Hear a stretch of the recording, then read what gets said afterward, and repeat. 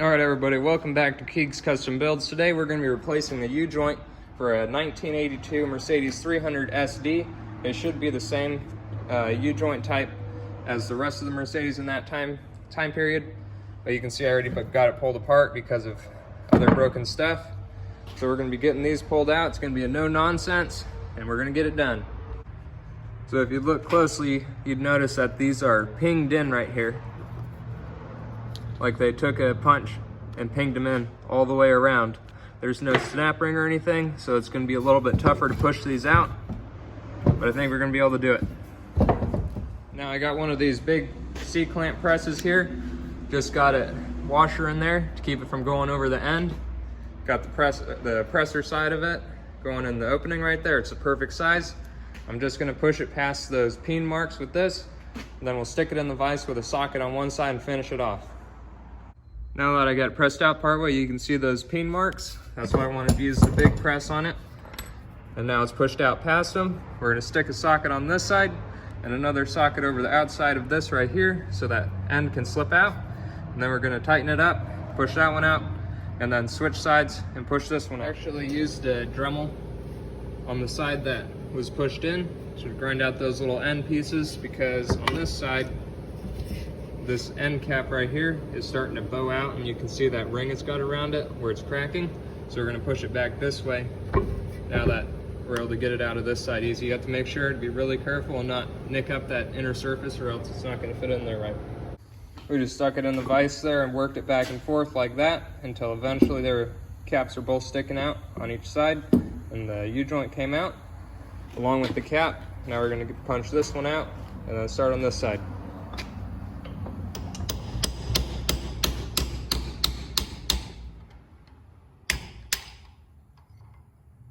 Now the cap's out. Now we're starting on the main part there, just pushing it out a little bit so we can Dremel those little slots out, and then push it back and get the other side, and then slide them all out.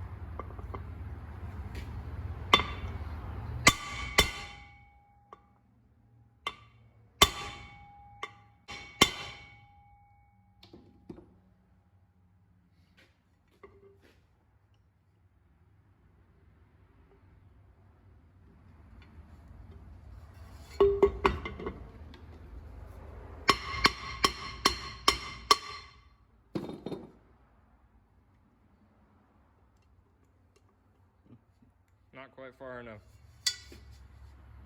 It is, all the needle bearings are caught. Yeah, we'll just hammer it out.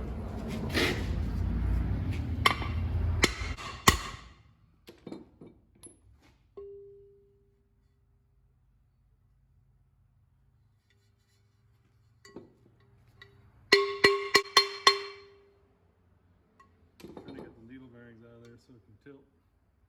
There's that little pick. Going digging right now. Getting all my little pieces out. All right, pull it out. Just like that, like a pro. Just like that, they're out without destroying the drive shaft, which is pretty amazing compared to some of the videos we've seen of people getting these out and putting them back in.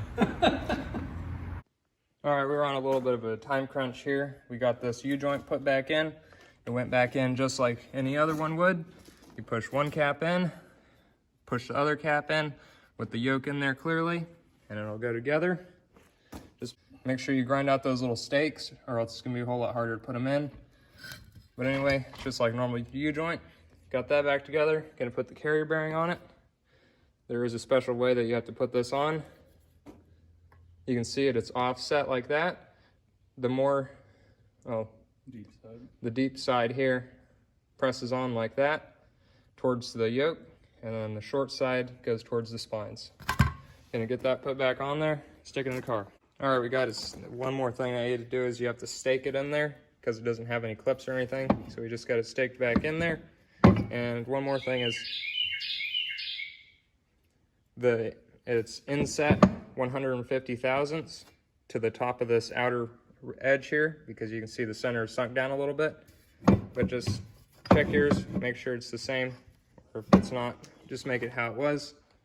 Now we're gonna put that carrier bearing on. Just got some 1.5 inch 120 wall tubing here. It slips right over and onto that bearing race. Stick it on there like that, and just whack around the edge of this tubing all the way around until it seats all the way on there. Actually, no, before you do that, you're probably gonna wanna put your shields back on it. This is sitting on there. Gonna pull it back off and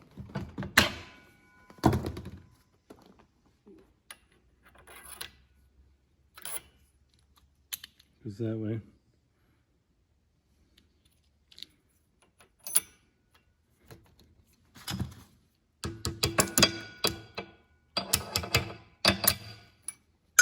facing up like a bowl.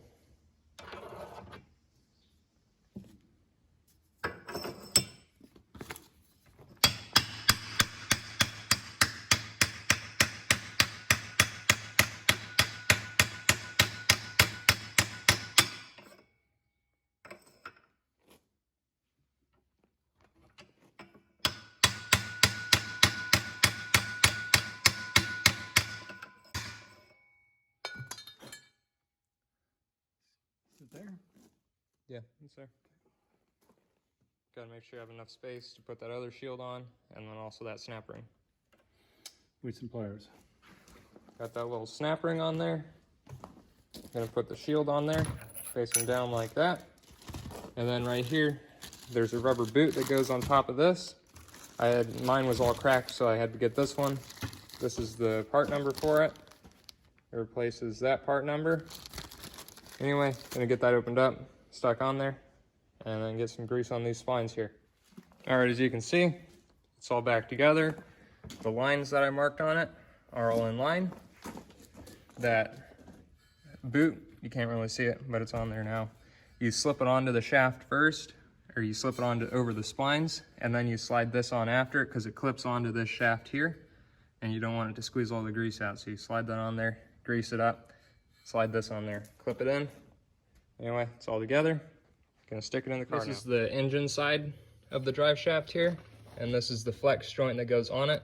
You want the bolt to stick in here through this hole so you can tighten the nut on the outside, because that hole is pretty tight and you won't be able to fit the size 17 millimeter in there. You can only fit a 15 millimeter for the bolt head.